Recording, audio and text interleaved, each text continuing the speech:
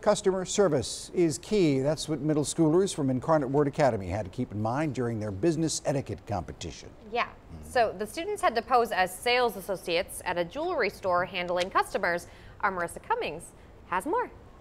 Camille's original jewelry design was the stage for round 5 of the Amazing Angel Shake competition.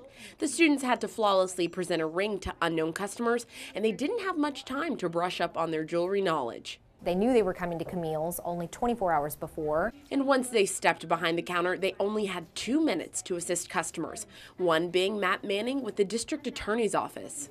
I threw questions about it being a conflict-free diamond, how to match it up with other jewelry, what the price was, just kind of the things you might normally propound any person who's selling you a diamond. And if that wasn't hard enough, they were surprised with another person simultaneously needing their assistance. I came in as a disgruntled customer that said that they lost my wife's ring. What are they going to do to satisfy me today? The 8 contestants all delivered unique answers trying to rectify the situation.